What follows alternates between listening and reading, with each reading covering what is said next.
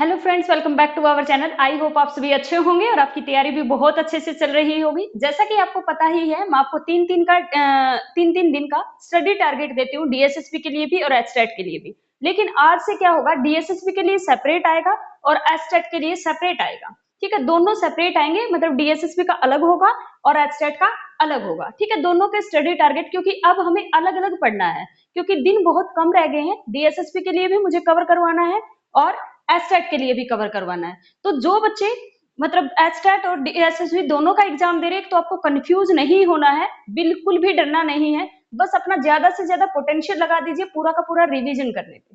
ठीक है, डरना नहीं है, घबराना नहीं है बिल्कुल भी कि ये रह गया वो रह गया, सब हो जाएगा। आपने आज तक बहुत पढ़ा है।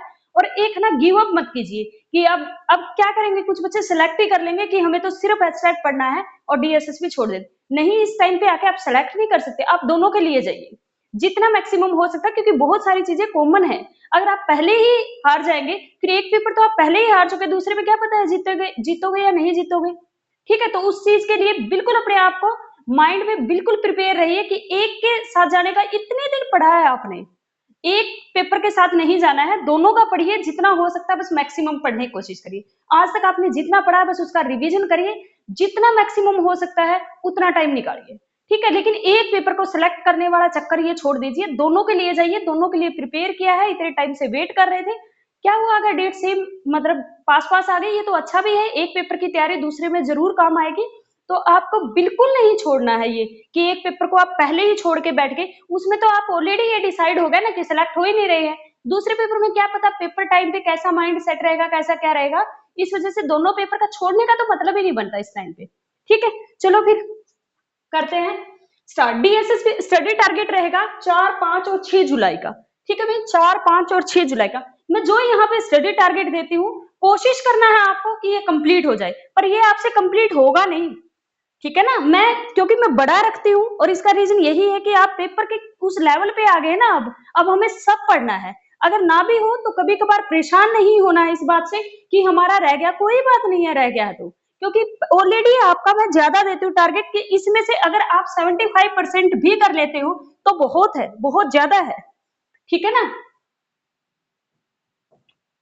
चलो।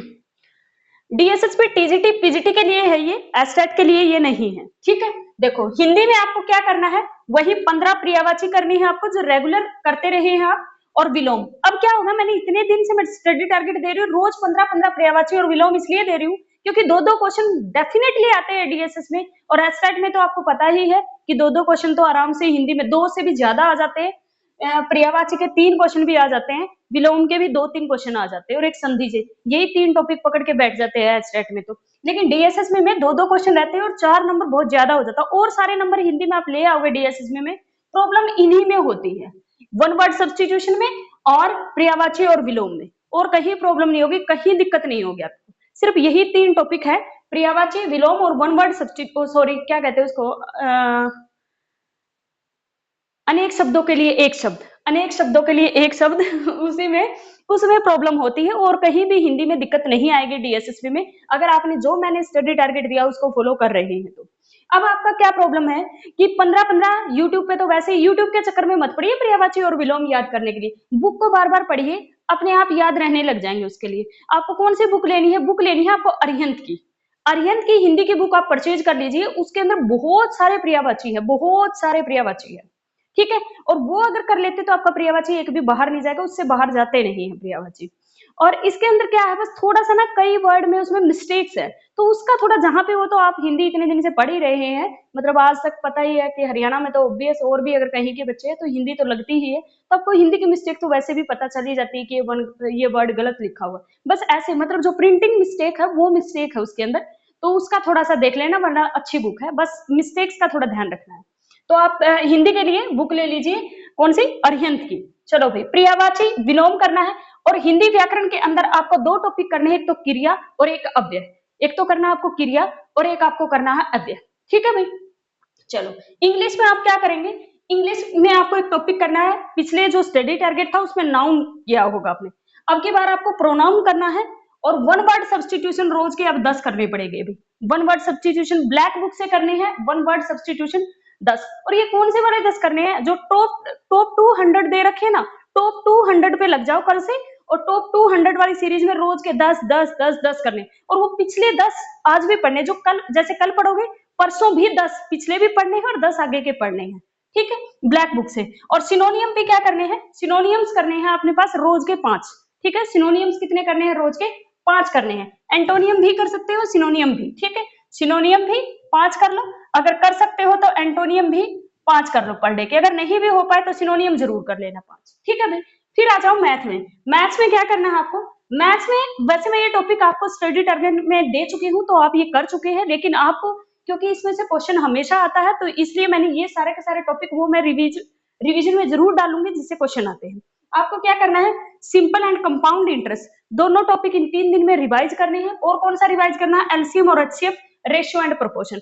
एक दिन आप करोगे सिंपल, एक दिन आप करोगे सिंपल एंड कंपाउंड इंटरेस्ट, एक दिन करोगे एलसीएम एचसीएफ, और एक दिन करोगे रेशियो एंड प्रोपोर्शन। इनको रिवाइज करना है, कर तो आप चुके ही है, अब क्या करना है, रिवीजन करना है इनका, ठीक है, वरना तो भूल जाओगे ना। चलो नेक्स्ट आ जाओ रीजनिंग में। रीजनिंग में भी हम जितने टॉपिक कर चुके हैं उसका रिवीजन जरूर करेंगे। तो आप कौन सा करोगे, डाइस, डेफिनेटली क्वेश्चन आता है तो डाइस करोगे, वोटर इमेज करोगे, number series and alphabetical series, alphabetic series sorry.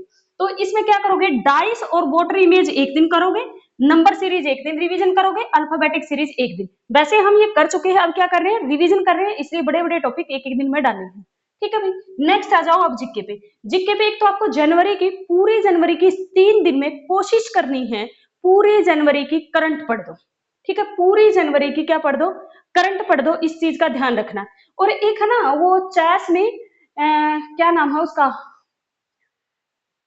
D गुएश है शायद, डी गुगेश है शायद, उसका भी पढ़ लेना। डी गुगेश वो क्या बना है, मतलब वर्ल्ड का, वो अभी फेमस भी हुआ था वो लड़का, कि वर्ल्ड का सबसे यंगेस्ट है वो, जिसने चेस में मतलब गोल्ड मेडल लेके आया है, मतलब विजेता बना है, तो वो भी पढ़ लेना। तो जनवरी का जो है बड़ा इंपॉर्टेंट है, जनवरी 2025, जनवरी 2025 आपको इन 3 दिन में कवर करना है।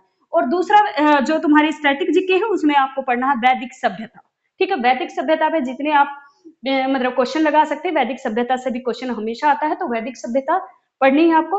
पिछली बार हमने क्या पढ़ा था, उसके अंदर कितने टॉपिक हो गए हैं, वैदिक सभ्यता पढ़ लिया, करंट मैंने पिछली बार दिया नहीं था, सिर्फ मैंने तो टॉपिक दिए थे, और कौन कौन से टॉपिक दिए थे वो तो आपको पता ही है। चलो नेक्स्ट है पेपर 2। अब आ जाओ मैथ्स के जो स्टूडेंट्स हैं उनके लिए, उनको पेपर 2 में क्या पढ़ना है। मैथ्स के जो स्टूडेंट उनको पेपर 2 में आप पिछले टारगेट के अंदर यूनिट फर्स्ट, सेकंड और थर्ड रियल एनालिसिस की कर चुके होंगे। अब की जो है, अब की बार जो पढ़ना है आपको, आपको रियल एनालिसिस की यूनिट फोर्थ करनी है। ये रियल एनालिसिस की क्या करनी है, यूनिट फोर्थ करनी है। और फिर आपको स्टार्ट करना है अलजेब्रा पहले दिन, यानी कि आप 4 तारीख को पढ़ोगे यूनिट फोर्थ, क्या पढ़ोगे, यूनिट फोर्थ रियल एनालिसिस की।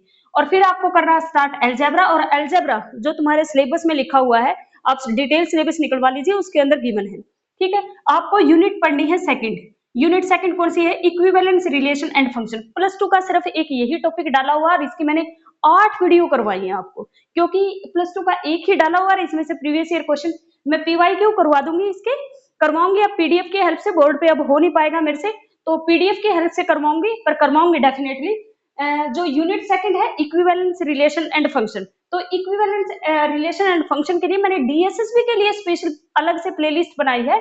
इक्विवेलेंस रिलेशन एंड फंक्शन की 7 वीडियो है, आपके लिए बहुत बेनिफिशियल रहेगी, वो सातों वीडियो आपको देखनी है। वैसे जो 69 वीडियोस थी प्लेलिस्ट में डीएसएसबी का कंप्लीट सिलेबस के अंदर, उसके अंदर मैंने 75 वीडियोस कर दी है, क्योंकि ये 7 वीडियो मैंने उसी के अंदर डाल दी है, ठीक है। तो आपको ये सातों वीडियो देखनी है, उसके नोट्स बनाने हैं, उसको बार बार पढ़ना है, उससे बाहर कुछ भी नहीं है। डीएसएसबी में रिलेशन एंड फंक्शन से एक क्वेश्चन बाहर नहीं जाएगा, बस एक टॉपिक और करवाना है मैंने। इसमें एक छोटा सा 15 मिनट की क्लास आएगी जिसके अंदर बाइनरी ऑपरेशन रहता है, वो और डाल दूंगी, वो और पढ़ना है। तो आपको क्या करना है, 2 दिन में पूरा इक्विवेलेंस रिलेशन की सातों वीडियो करनी है, और एक आपको कल क्या करना है, यूनिट फोर्थ करनी है। ये रहेगा आपका डीएसएसबी का स्टडी टारगेट 3 दिन के लिए। घबराना नहीं है, डरना नहीं है, बस लगातार लगे रहो, ठीक है। चलो भाई, वीडियो को ज्यादा से ज्यादा लोगों तक शेयर करना, चैनल को सब्सक्राइब करना। Thank you so much, bye bye, मिलते हैं नेक्स्ट क्लास में।